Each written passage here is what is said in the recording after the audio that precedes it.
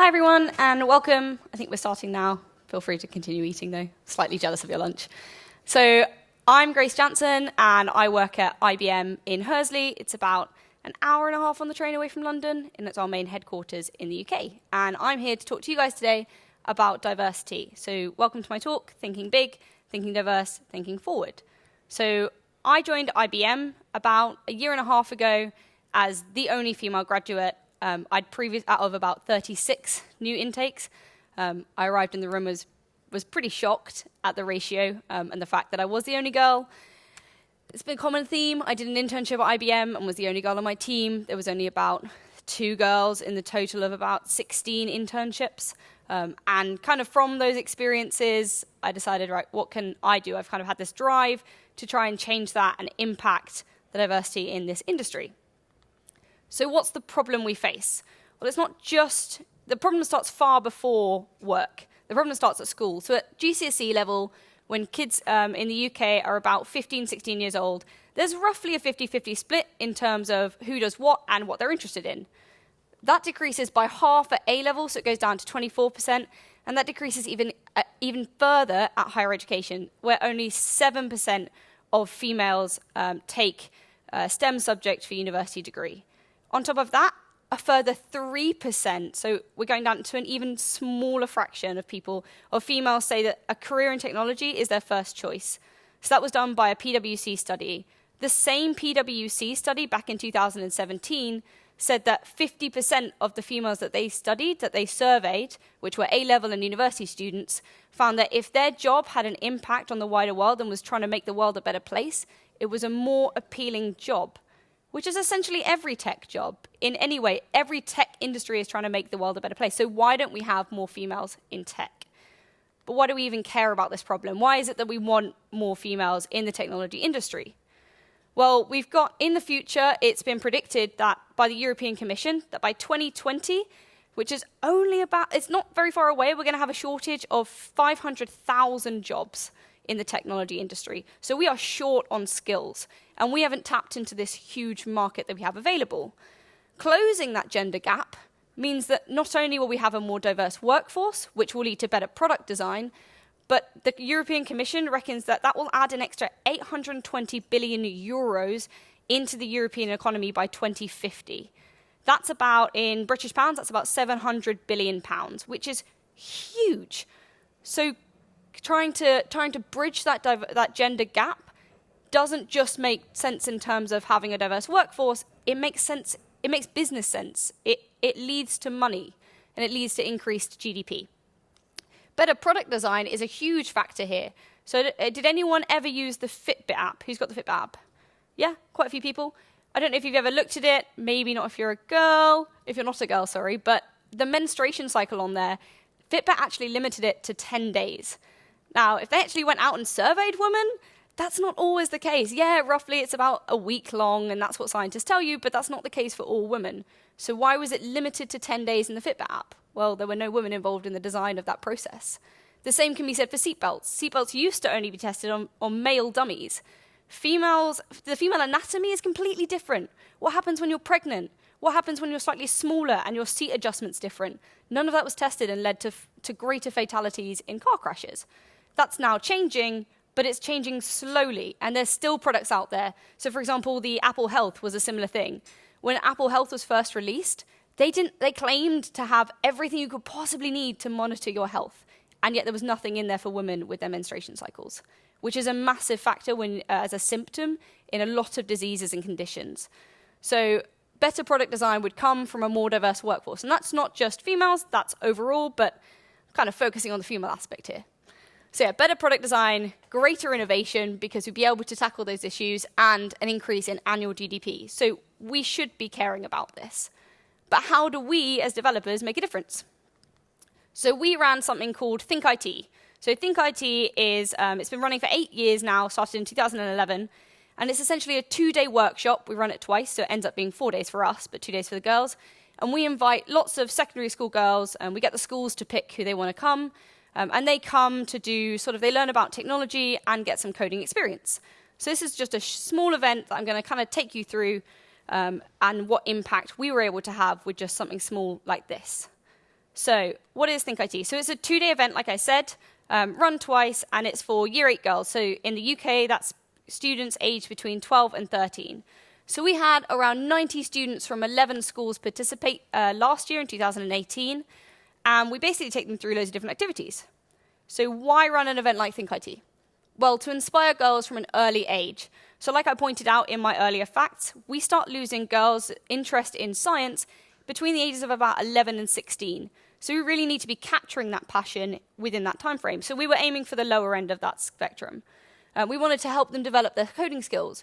So if anyone has kids in the room, you might know already, or maybe you work in schools, it's common practice now that kids around that age get to use Scratch, especially in primary schools, which is sort of a basic drag and drop programming language, very simple, but teaches you sort of the coding logic. And sometimes they move on to Python, but we wanted to develop sort of a rounder, give them multi-language skills, so HTML and CSS, for example, and introduce them to possible career possibilities. So I know for a fact that before I joined IBM, I had no clue about half of the careers in this industry. I thought all you could be was a developer stuck in a dark room somewhere, coding away in the dark, can't see the daylight. And now I've been at IBM, I've realized that there's loads of different opportunities, and I don't think that was shared enough, so we tried to incorporate that this year. And just to give them an improvement on their soft skills, so presenting. So what does it really look like? Well, being honest, it's chaotic. They're Year 8 girls having fun outside of school. But it is great fun. So the girls get to do loads of different activities on the day, including product design. So we take them through the design process, where they get to do design thinking, and they get to learn about user stories and really concentrating on the user and how their product is going to be beneficial for them. We also take them through a really fun activity where we do a murder mystery with them. That's just a bit of fun. It's coding, and it gets them sort of outside of the day-to-day stuff. And then we get them to present their work. And the result of it is pretty amazing. So this year, we introduced the IT career session. So this was a new session for us this year, where we introduced the girls to sort of role models and a really varied perspective of IT industry. So we introduced them to offering managers, product leads, developers, testers, really trying to get them that broad spectrum of what possible careers they could get, and gave them a chance to ask any questions that they wanted. So how did they get there? What journey did they take? Did they do a tech degree? Did they not? Did they come in from another job like teaching? So this was a great session, and the girls really benefited from being able to ask whatever they wanted, basically. So during the event, we ran loads of different workshops, sort of cramming it all in, trying to teach them basic HTML and CSS to be able to make a website. We also taught them some Node-RED so that they could then connect it up to Twitter to do a voting system. So then we got all of the IBMers in Hursley to come along and vote for their favorite ideas and favorite projects. And then those votes would be turned into a scoreboard, and they could see who won at the end. And this was the result. So in an afternoon, they literally had 2 hours to put this together because we had to cram in the murder mystery. So they had 2 hours, and they came up with this. So all of these are websites live online using the IBM Cloud Service. They're able to design and create these themselves without any help and link it into Twitter. And that was just in 2 hours. So if they can do that in 2 hours, imagine what they can do in weeks. So the feedback we got from the days were really, really positive. So you can see on the top, I've got pre-event, and on the bottom, post-event. And you can see this shift from the one side to the four side. So we've gone from a vast majority in how interested do you find science and technology. Well, to begin with, we ask schools to bring girls who are relatively interested in science and technology to these events. But that increases to 4. So we've got a massive jump there, and a massive jump in terms of how interested they are in coding and programming, which they may not have been before. The same thing can be said for how comfortable do you feel about presenting. So these are more the soft skills. So we kind of wanted this event not just to be about technology, but just to improve their soft skills for any career in the future. So you can see there's a massive shift from the left-hand side to the right-hand side for the presenting, and the same for how do you feel working as part of a team. So we deliberately split up the girls so they were with no one they knew. Because in real life, that's what happens when you get into a job. You get into a job, you don't know anyone, you've got to learn how to make friends, learn how to work with different people from different backgrounds. So that was great to see that positive feedback. But this was where it really mattered. This was the comments that we got from the girls after the event. We got comments like, I thought I wanted a job in physics, but now I just want to work in a tech company. We had one girl come up and ask, when can I start in IBM? We had other girls start talking about, you've created a passion for programming. I honestly love the event. I want to come back. Can I come here in the future? We had these incredibly positive comments, and that wouldn't have happened had they not had this experience. And you can see they had a pretty good time on the day. So this is just one event that we ran in Hursley. We've been running it for a while now. It doesn't really take that much organization. There's a group of about 6 of us who run it. I headed it last year, and it has a massive impact on almost over 100 kids in our nearby area.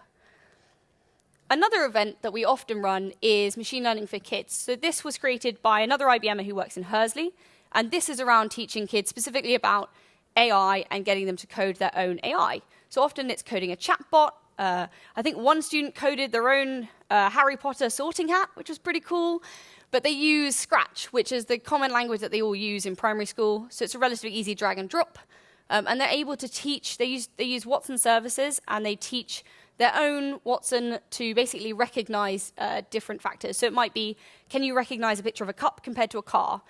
Can you identify a mean statement and a kind statement? We often do the Harry Potter one as well. So there's loads of different workshops, and we do this for kids as well. This is just another activity we do to make a difference to sort of the local community. And this gets run sort of regularly at primary schools all the way up to secondary schools. So we recently ran this for all of our, these are all the kids from some of the people who work in Hursley.